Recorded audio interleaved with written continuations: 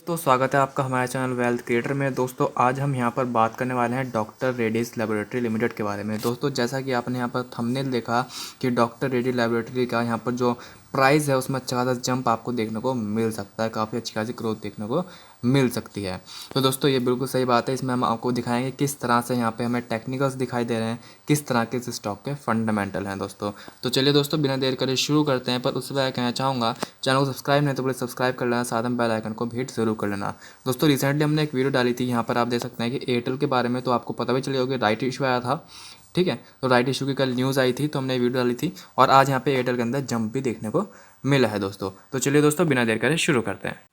अगर सबसे पहले मैं यहाँ पर प्राइस की बात करूँ तो आप देख सकते हैं कि 4680 रुपीज़ का यहाँ पे प्राइस चल रहा है। अगर मैं दोस्तों इसके रिटर्न्स की बात करूँ, आप देख सकते हैं यहाँ पे एक महीने के अंदर स्टॉक ने यहाँ पर ऑलमोस्ट फ्लैट ही दिखाई दे रहा है। अगर मैं 6 महीने की बात करूँ तो यहाँ पे सिर्फ 5% रिटर्न है, और अगर मैं यहाँ पर 1 ईयर की बात करूँ तो आप देख सकते हैं यहाँ पर 1 ईयर के अंदर 9.74% यहाँ पर रिटर्न दिखाई दे रहे हैं। और अगर दोस्तों मैक्सिमम रिटर्न की हम बात करें तो मैक्सिमम रिटर्न में 7502% का यहाँ पर रिटर्न दिखाई दे रहे हैं, यानी कि मल्टीप्लाई कर रहा है स्टॉक।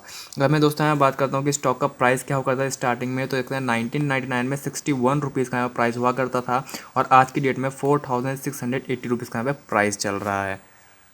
हालांकि अगर मैं दोस्तों इसके हाई की बात करूं तो आप यहाँ पे देख सकते हैं जो इसका हाई था 5500 के अप्रॉक्सीमेटली स्टॉक ट्रेड कर रहा था, तब से अब तक ये स्टॉक लगभग 16% के आसपास यहाँ पे करेक्ट हो चुका है। तो दोस्तों ये 16% गेन आपको यहाँ पर मिल सकता है।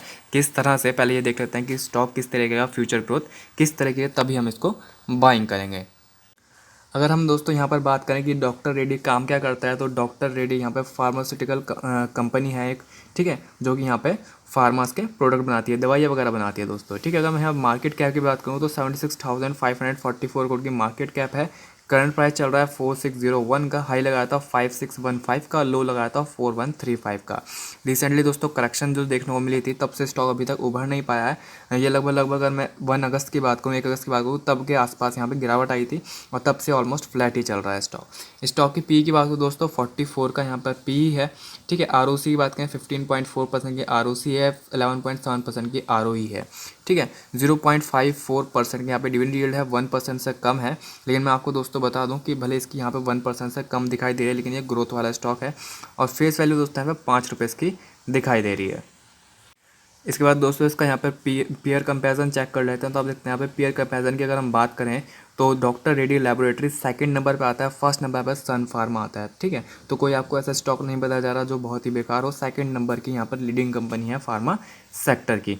दोस्तों यहाँ पे फार्मा सेक्टर का नाम आ ही गया है, तो ये भी देखना ज़रूरी हो जाता है कि फार्मा सेक्टर की फ्यूचर ग्रोथ क्या दिखाई दे रही है। तो जैसा कि आप यहाँ पे देख सकते हैं कि फार्मा सेक्टर की फ्यूचर ग्रोथ जो है यहाँ पर एक्सपेक्ट की जा रही है 3 गुना हो सकती है। ठीक है, लेकिन 3 गुना कौन सी हो सकती है? डोमेस्टिक फार्मास्यूटिकल, यानी डोमेस्टिक मतलब जो इंडिया की सेल्स होती हैं, इंडिया में जो फार्मा का यहाँ पर काम होता है। ठीक है, domestic market estimated at $42 billion in 2021 and likely to reach 65 billion 2024, यानी कि अभी तो 42 बिलियन की है, लेकिन यहाँ पे एक्सपेक्ट किया जा रहा है 2024 तक 65 बिलियन की हो जाएगी। और यहाँ पे अगर हम 2030 की बात करें, 2030 तक यहाँ पे एक्सपेक्ट किया जा रहा है कि फर्दर एक्सपैंड होगी 120 से लेकर 130 बिलियन तक की यहाँ पर हो सकती है। तो यानी कि यहाँ से एक चीज़ क्लियर हो जाती है कि फार्मा सेक्टर एक ऐसा सेक्टर है जो आने वाले टाइम पे ग्रो ज़रूर करेगा। इसके बाद दोस्तों अगर यहाँ पे करेक्शन की बात करूँ, करेक्शन क्यों आया था, तो करेक्शन आया था सिर्फ और सिर्फ इसकी यहाँ पे सेल्स की वजह से, क्वार्टर की वजह से। क्वार्टर 1 का रिजल्ट जो आया था, क्वार्टर 1 का रिजल्ट में यहाँ पे इसने सेल्स करी थी 4945 करोड़ की, जो यहाँ पर इसके पिछले क्वार्टर से तो काफ़ी अच्छी थी। आप देखते हैं 4768 करोड़ की पिछले क्वार्टर में सेल करी थी, तो क्वार्टर ऑन क्वार्टर तो अच्छी थी। और अगर हम यहाँ पे ईयर ऑन ईयर बात करें तो सेल्स यहाँ पे ईयर ऑन ईयर भी यहाँ पे सही दिखाई दे रही थी। पिछले साल की अगर हम बात करें 4426 करोड़ का यहाँ पे सेल्स की थी, जो कि इस बार 4945 करोड़ की थी। तो ईयर ऑन ईयर और क्वार्टर ऑन क्वार्टर सेल्स अच्छी खासी थी, लेकिन उसके बाद भी यहाँ पे गिरावट देखने को मिली दोस्तों। उसका कारण था यहाँ पे इसका नेट प्रॉफिट। जो उसका नेट प्रॉफिट था वो 380 करोड़ का हुआ, जो कि इससे पहले क्वार्टर में 557 करोड़ का था, और पिछले साल की बात करो 595 करोड़ का था। तो इसका जो नेट प्रॉफिट के अंदर यहाँ गिरावट आई, ये चाहे क्वार्टर ऑन क्वार्टर और चाहे ईयर ऑन ईयर हो, बहुत ज़्यादा दिखाई दी थी, जिसकी वजह से स्टॉक के अंदर यहाँ पे करेक्शन दिखाई दिया। 10% के लगभग का यहाँ पे स्टॉक टूटता हुआ नजर आया था एक दिन के अंदर। अब बात आती है दोस्तों कि यहाँ पे जो इसकी सेल्स गिरी एकदम से, उसका रीज़न क्या था, मतलब इतने सॉरी सेल गिरी, मतलब यहाँ पे प्रॉफिट जो कम हुआ इसका रीज़न क्या था। दोस्तों इसका प्रॉफिट जो कम हुआ वो था यहाँ पर सिर्फ यूएस सेल। यहाँ पे जो यूएस में है बहुत ज़्यादा कंपटीशन बढ़ चुका है यूएस मार्केट में फार्मा इंडस्ट्रीज़ का, जिसकी वजह से प्रॉफिट मार्जिन जो है वो बहुत ज़्यादा कम हो चुके हैं। जैसा कि आप यहाँ पर भी देख सकते हैं कि the first quarter one of 2021 to 2022 saw most Indian pharmaceutical major struggling to grow revenues and margin in north America. तो यहाँ पर नॉर्थ अमेरिका में इनका रिवेन्यू और मार्जिन बहुत कम रहा, और रीज़न दोस्तों वही है कि यहाँ पे कंपटीशन बहुत ज़्यादा है। कंपटीशन की वजह से जो इनका प्राइस इरोजन हो रहा है वो बहुत ज़्यादा यहाँ पे देखने को मिल रहा है। Unpredictable double digit growth erosion in generic, यहाँ पे यानी कि आप देख सकते हैं कि डबल डिजिट प्राइस इरोजन हुआ, यानी कि डबल डिजिट यहाँ पे प्राइस जो था प्राइस के अंदर बहुत ज़्यादा इफेक्ट देखने को मिला। किसके अंदर, जायडस कैडिला की बात करें, टोरेंट फार्मा की बात करें, एलेम्बिक की फार्मा की बात करें, स्ट्राइड्स की यहाँ पर अगर हम बात करें। उसके बाद यहाँ पे आप देखते हैं कि other like doctor ready laboratory and Cipla saw low single digit growth, यानी कि वैसे तो अच्छी खासी ग्रोथ होती थी, लेकिन डॉक्टर रेडी और सिप्ला की अगर बात करें तो यहाँ पर इनकी भी सिर्फ सिंगल डिजिट ग्रोथ होती हुई दिखाई दी। ठीक है, तो यानी कि वहाँ पर बिजनेस करना काफ़ी हार्ड हो चुका है यूएस के अंदर। अगर बात करें तो वहाँ पर कमीशन बहुत ज़्यादा है। इसके बाद दोस्तों साल दर साल की बात करें तो आप देखते हैं कि यहाँ पे 2010 में कंपनी 7,000 करोड़ की सेल क्या करती थी, जो कि लगातार बढ़ती रही, और अब देख सकते हैं कि 2021 में 19,000 करोड़ के अप्रॉक्सीमेटली सेल कर रही है। तो आप देखते हैं कि लगातार जो सेल्स हैं वो अप होती हुई दिखाई दे रही हैं। उसके बाद अगर मैं यहाँ पे प्रॉफिट की बात करूँ तो आप देखते हैं यहाँ पे प्रॉफिट जो था 352 करोड़ का हुआ करता था। उसके बाद लगातार प्रॉफिट बढ़ रहा है, और आप देख सकते हैं कि यहाँ पर हालांकि बीच में थोड़ा प्रॉफिट काफ़ी ज़्यादा हुआ था, ये आप देख सकते हैं। उसके बाद काफ़ी गिरावट भी देखने को मिली, उसके बाद रिकवरी फिर आई। लेकिन यहाँ पे आप देख सकते हैं कि ये अगर मैं इन 3 साल की बात करूँ तो आसपास ही यहाँ पर प्रॉफिट दिखाई दे रहा है।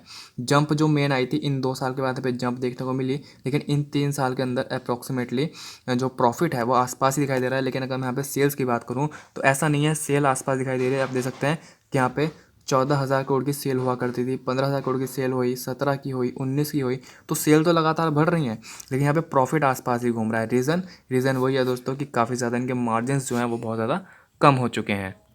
इसके बाद अगर मैं यहाँ पे इनकी बैलेंस शीट की बात करूँ तो आप देखते हैं बैलेंस शीट में कोई दिक्कत नहीं है।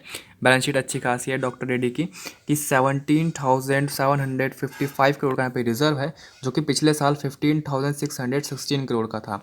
तो रिजर्व अच्छा खासा बढ़ रहा है रिजर्व। ठीक है, उसके बाद जो बोरोइंग है वो यहाँ पे देखते हैं कि 5,000 करोड़ की बोरोइंग हुआ करती थी, फिर 38, 22 और अब यहाँ पे 3,000 करोड़ की बोरोइंग। यानी कि आप देखते हैं कि पहले तो कम हो रही थी इनकी बोरोइंग लगातार। ठीक है, यहाँ तक तो लगातार कम हो रही थी 18 से 18, 19, 20, लेकिन इस बार यहाँ पे बोरोइंग बढ़ गई, 3,000 करोड़ की हो गई 2,000 करोड़ से। ठीक है, तो बोरोइंग यहाँ पे बढ़ी है, लेकिन उसके साथ साथ जो रिजर्व था वो यहाँ पर बढ़ता हुआ नजर आया। तो एक प्लस पॉइंट ये है कि जो इनकी बोरोइंग है वो काफ़ी कम है रिजर्व से। तो यहाँ पे कंपनी को आप बोल सकते हैं कि वर्चुअली डेट फ्री भी है, कोई ऐसी जनरली दिक्कत वाली बात नहीं है। उसके बाद अगर हम यहाँ बात करें फिक्स एसेट की, देखते हैं फिक्स एसेट यहाँ पे 8,206 करोड़ के हैं, और लगातार काम किया जा रहा है, फिक्स एसेट बढ़ाने की कोशिश की जा रही है। 1,565 करोड़ के फिक्स एसेट और तैयार होने वाले हैं, यानी कि अंडर द कंस्ट्रक्शन है। ठीक है, कुछ दिन बाद जब ये पूरा तैयार हो जाएंगे प्लांट वगैरह जहाँ पे भी पैसा लगाया गया है, तो उसके बाद ये यहाँ पे 8,206 करोड़ के अंदर ऐड हो जाएगा 1,565 करोड़। तो यहाँ पे अगर इनका यहाँ पर प्रोडक्शन ये फिक्स एसेट बढ़ेंगे तो प्रोडक्शन बढ़ेगा, प्रोडक्शन अगर बढ़ेगा तो सेल बढ़ेगी, और सेल्स यहाँ पे प्रॉफिट ही बढ़ेगा। तो ये काफ़ी प्लस पॉइंट होता है कि अगर यहाँ पे एसेट और ज़्यादा बढ़ाए जाएँ। इसके बाद अगर मैं यहाँ पे कैश फ्रॉम ऑपरेटिंग एक्टिविटी बात करूँ तो कैश की कोई दिक्कत नहीं है। आप देखते हैं कि सारे नंबर्स जो हैं प्लस में दिखाई दे रहे हैं, चाहे 18 की बात करें, 19 की बात करें, 20 की बात करें, 21 की बात करें, तो यहाँ पे सारे जो कैश आता है फ्रॉम ऑपरेटिंग एक्टिविटी से सब यहाँ पे पॉजिटिव है। तो यहाँ पे कोई दिक्कत वाली बात नहीं है। उसके बाद अगर शेयर होल्डिंग पैटर्न की बात करूँ तो शेयर होल्डिंग पैटर्न में यहाँ पे आप देखते हैं कि प्रमोटर की होल्डिंग 26.73% है। ठीक है, थोड़ी कम है। अगर एफआई की बात करूँ तो 29.4% है। डीआई की बात करूँ तो 15.74% है। पब्लिक के पास 28.17% है। ठीक है, अगर मैं यहाँ पे पब्लिक के ऊपर ही क्लिक करता हूँ, जैसे मैंने आपको बोला कि 20% के आसपास पब्लिक के पास होल्डिंग होनी चाहिए, पर 20% से 28% चली गई। तो ऐसा नहीं है कि पब्लिक के पास पूरी 28% है, इसमें से जेपी मॉर्गन के पास 12% की होल्डिंग है, और आईसीआईसीआई प्रूडेंशियल के पास 1.38% की होल्डिंग है, और उसके बाद यहाँ पे एनपीएस ट्रस्ट के पास 1.27% की होल्डिंग यहाँ पे दिखाई दे रही है। तो आप देख सकते हैं कि 15% के आसपास तो यहाँ पर इनके पास है। तो यहाँ पे जो दोस्तों लास्ट बचती है 13% के आसपास यहाँ पे होल्डिंग बचती है पब्लिक के पास। तो वहीं 20% के नीचे आ जाती है, तो यहाँ पे कोई दिक्कत वाली नहीं है, शेयर होल्डिंग पैटर्न एकदम सेफ दिखाई दे रहा है।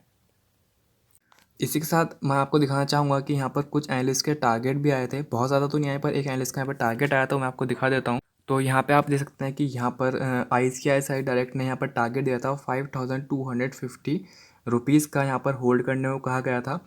कब आई थी ये न्यूज़ दोस्तों? न्यूज़ थोड़ी पुरानी है, अगस्त 2 की न्यूज़ है, 2 अगस्त की न्यूज़ है। ठीक है, जैसे कि 28 जुलाई को यहाँ पे स्टॉक काफ़ी ज़्यादा गिरा था, उसके बाद 2 अगस्त को यहाँ पर बोला गया था कि 5250 रुपीज़ में प्राइस जा सकता है, और कहीं ना कहीं ये प्राइस अब टच हो सकता है, ऐसा यहाँ पर संकेत मिल रहे हैं चार्ट पैटर्न के अंदर। मैं आपको यहाँ पर दिखा देता हूँ। इसके बाद यहाँ पर आ गए हम चार्ट पर, और आप देख सकते हैं कि यहाँ पे जो प्राइस चल रहा है 4680 रुपीज़ का प्राइस चल रहा है। आर एस आई जो चल रही है 43 की चल रही है। तो स्टॉक आप देख सकते हैं कि ओवरसोल्ड कैटेगरी से ऊपर की तरफ आता हुआ नज़र आया है। जैसे कि आप यहाँ पे देख सकते हैं कि स्टॉक की जो गिरावट आई थी 27 जुलाई को गिरावट आई थी, कितनी लंबी यहाँ पर कैंडल देखने को मिली थी। यहाँ पे गिरावट की आप देखते हैं 10% के आसपास यहाँ पे स्टॉक करेक्ट हुआ था। कहाँ तो स्टॉक अगर मैं हाई की बात करूँ तो यहाँ पे ट्रेड कर रहा था लगभग 5600 के अप्रॉक्सीमेटली यहाँ पे ट्रेड कर रहा था, और कहाँ स्टॉक यहाँ पर अचानक से गिरा और 4500 तक यहाँ पर चला गया। लेकिन यहाँ पे आप देखते हैं कि यहाँ पे रिकवरी आ रही है। ठीक है, 4500 का जो बेस है यहाँ पे इसने 2 बार यहाँ पे टच करने की कोशिश की। मैं जूम मारता हूँ तो आप यहाँ पे देखते हैं कि एक बार तो इसने यहाँ पर अपना ये बेस बनाया, ठीक है, 4500 का। स्टॉक प्राइस नीचे आने की कोशिश करी, उसके बगल की कैंडल की अगर मैं यहाँ पे बात करूँ, ठीक है, मैं आपको थोड़ा सा यहाँ पे आप देख सकते हैं कि रिसेंटली यहाँ पर पहले एक सपोर्ट ये लिया, उसके बाद स्टॉक ने नीचे आने की कोशिश करी, ठीक है, ताकि नीचे का जो सपोर्ट है वो तोड़ सके, पर ऐसा नहीं हुआ। यहाँ पे पुश आ गया अच्छा खासा। उसके बाद फिर यहाँ पे सपोर्ट लिया गया स्टॉक का 4500 पे, और जो उसके बाद जो 2 कैंडल बनी वो लगातार एक के ऊपर एक बनी है। पहली कैंडल ये बनी है, उसके ऊपर जो आज बनी है वो ये कैंडल बनी है। ठीक है, तो यहाँ से अच्छा खासा एक्सपेक्टेशन करी जा सकती है कि यहाँ पर एक वी शेप रिकवरी यहाँ पर देखने को आपको मिल सकती है। प्राइस यहाँ से अच्छा खासा ऊपर जाता हुआ देखने को मिल सकता है। अगर यहाँ पे आप बाइंग करना चाहते हैं तो आपको अच्छी खासी अपॉर्चुनिटी होगी बाइंग करने की। इसका पहला रेजिस्टेंस जो दोस्तों निकल के आता है वो आता है ये वाला, जो इसने रिसेंटली लिया था रेजिस्टेंस, जो कि आता है 4857, यानी कि 4850 रुपीज़ के अप्रॉक्सीमेटली का रेजिस्टेंस है। ठीक है, उसके बाद जो नेक्स्ट रेजिस्टेंस आएगा इसका निकल के वो यही बड़ी वाली कैंडल होगी। ठीक है, सीधा इसका रेजिस्टेंस आएगा 450 रुपीज़ के अप्रॉक्सीमेटली। तो आप देखते हैं यहाँ पे कोई बहुत ज़्यादा बड़े रेजिस्टेंस मेरे को दिखाई नहीं दे रहे हैं। ठीक है, सिर्फ 2 ही रेजिस्टेंस है, एक ये जो कि आराम से तोड़ सकता है, उसके बाद दूसरा रेजिस्टेंस ये है, अगर इसको भी यहाँ पे स्टॉक तोड़ देता है तो आपको हाई जाता हुआ बहुत जल्द नज़र आएगा। और मैं आपको बता दूं कि ये जो इसका प्राइस चल रहा है ये फिलहाल यहाँ पे बेस प्राइस है, आप यहाँ पे बाइंग कर सकते हैं, आपको बहुत ज़्यादा यहाँ पे प्रॉफिट होने वाला है। बहुत ज़्यादा मतलब यहाँ पे 10 15 20% अगर आपको मिल जाता है दोस्तों, कोई बुरी बात नहीं है। और अगर आप लॉन्ग टर्म के लिए होल्ड करना चाहते हो तो मैंने आपको दिखाई दिया कि किस तरह से फार्मा इंडस्ट्री ग्रो करने वाली है, डोमेस्टिक फार्मा इंडस्ट्री इंडिया में ग्रो करने वाली है, तो वहाँ पे भी कोई दिक्कत नहीं वाली। और डॉक्टर रेड्डी की अगर बात करें, doctor Reddy second largest company है इंडिया की। ठीक है, तो वहाँ पे भी कोई प्रॉब्लम नहीं है। अगर मैं यहाँ पे इसकी बैलेंस शीट की बात करूँ तो वहाँ पे भी कोई प्रॉब्लम नहीं है, रिजर्व भी अच्छा खासा है। ठीक है, उसके बाद शेयर होल्डिंग पैटर्न भी बहुत सेफ है, 13% ही पब्लिक के पास है। तो मतलब ओवरऑल अगर देखा जाए तो डॉक्टर रेड्डी जो है काफ़ी सेफेस्ट स्टॉक है। बस आपने करना क्या है, आपने बाय ऑन डिप करना है, जितना नीचे सको उतना नीचे बाय करना है। और जो फिलहाल प्राइस चल रहा है ये भी काफ़ी नीचे है, आप यहाँ पे भी क्वांटिटी बाय कर सकते हो। स्विंग करना है दोस्तों, स्विंग कर सकते हो, लॉन्ग टर्म के रखना है लॉन्ग टर्म के रख सकते हो, कोई यहाँ पे आपको प्रॉब्लम या फिर इशू नहीं होने वाला। ठीक है दोस्तों, फिलहाल के लिए इतना ही, मिलते हैं जल्दी अगली वीडियो में। अगर वीडियो अच्छे लगे तो लाइक कर देना और प्लीज़ शेयर भी ज़रूर कर देना। तो थैंक यू दोस्तों फॉर वॉचिंग आवर वीडियो।